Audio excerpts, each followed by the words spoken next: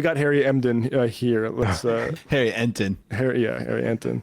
You know, Donald Trump is underwater on basically every single issue he ran on in 2024. But the Epstein files, the Epstein case, are especially dreadful for him. What are we talking about here? Well, let's take a look at Trump's Senate approval rating on the issue. Look, they're all in red. They're all in the negative territory. But on immigration, you know, he's 5 points underwater. Foreign policy, 8 points. Trade and tariffs, he's 17 points. The economy, 18 points. But look at the Epstein case. He is 39 points below water on the Epstein case. His net approval is 39 points in the negative. My goodness gracious. What Donald Trump has been selling on the Epstein files, the Epstein case, the American people, simply put, have not been buying at all, Sarah Seidner. All right. So is there any sign that things have gotten better?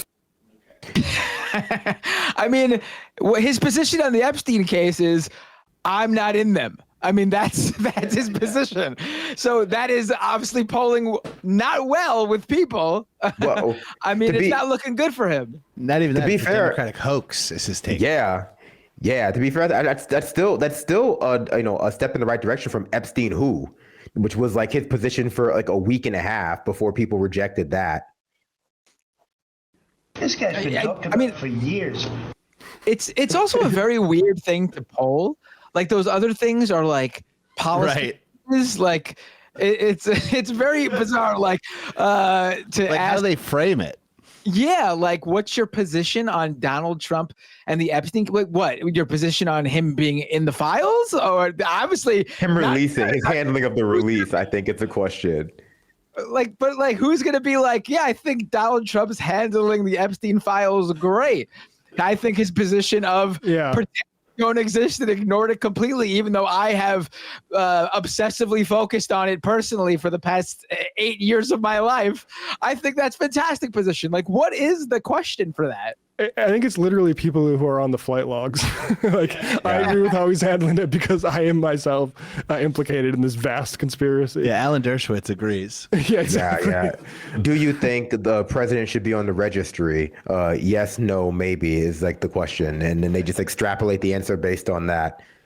And just where the congressional state of play is here. So Trump, again, like we mentioned, called in Lori Boebert to the Situation Room. Like, Lauren, we got a situation. You need to stop listening to those victims. And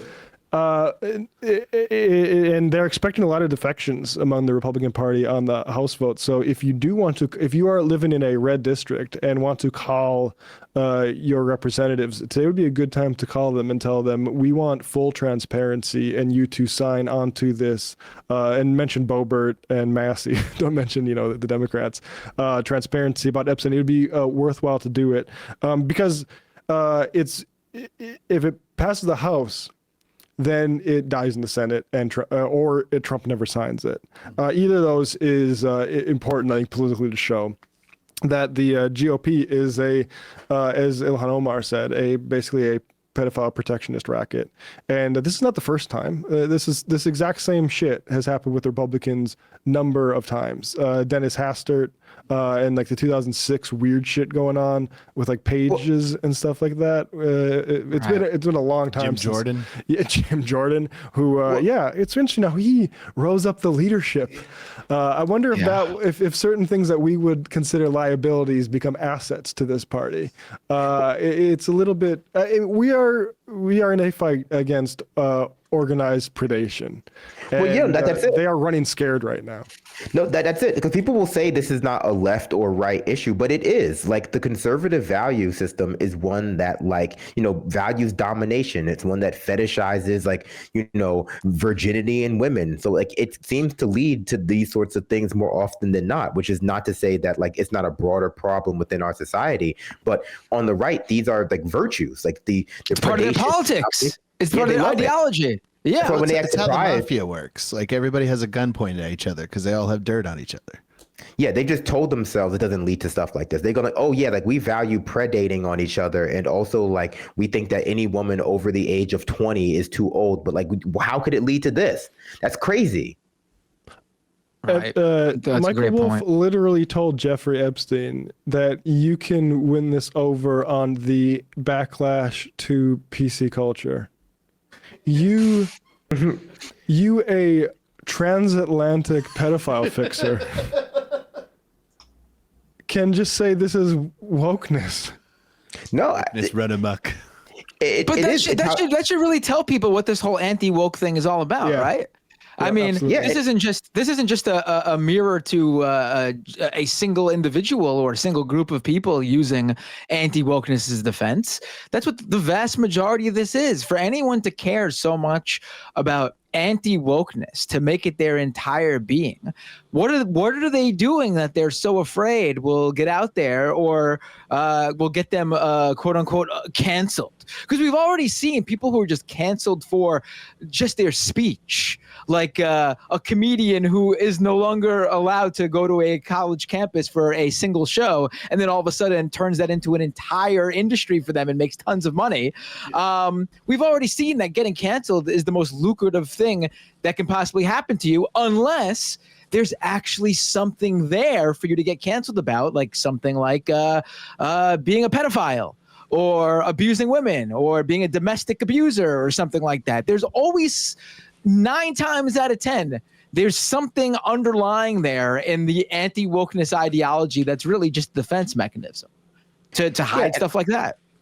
And a lot of people are also just like trying to defend the structures of oppression that they've been taught to cling on to. Like a big part of why people will defend predators in positions of power is because they've been taught that, like, well, it's better to have a position or a predator in a position of power like Andrew Cuomo than it is for the entire social order to fall apart. Like, wouldn't you rather to have like a rich white predator be president than to have like, you know, uncontrolled masses of brown people preying on like the streets? And that's, you know, that's the way people think about it. Or like, oh, if we get rid of all of these predators in high positions in art, then we just won't have good movies anymore. And people have been taught to just think that way. Like it's a trade-off that we just have to make. And it keeps obviously marginalized people out of power and positions of prominence. And it just continues to cement that the domination on those groups of people is virtuous for a lot of people. So they defend it. They defend it without thinking about it. Look, you have to separate the pedophilia from the pedophile. Yeah, you know, that brings up a question I've been wanting to ask, and I would like an answer to. Why did Ezra Klein say that thing about he was a very high connected guy and also a big time pedophile, and those things mostly never overlap? Let me be directly related, actually. Right. Like, why say that? He said that on a podcast, on the New York Times podcast, like this summer. And it's just like, you're writing a certain kind of check there that I feel like people are going to, you know, make come due pretty quickly. And of course, it's just a weird thing to say. You got it, Bender? I just think that I'm looking for it. All right, here we go. So I think this was in a written piece. I think I should say before I. Oh no, it was. This is the transcript from the podcast. Yeah, I think I should say before I start this episode where I am on the Epstein story. I mean, I think hopefully most people wouldn't have to say where they are on it. But if you forced me to give you my best guess, I think this guy had a lot of powerful friends. He's talking about Epstein. I think this guy had a lot of powerful friends, and that he was a predator and a pedophile. And those sides of his life were mostly separate. But how would you come to that conclusion?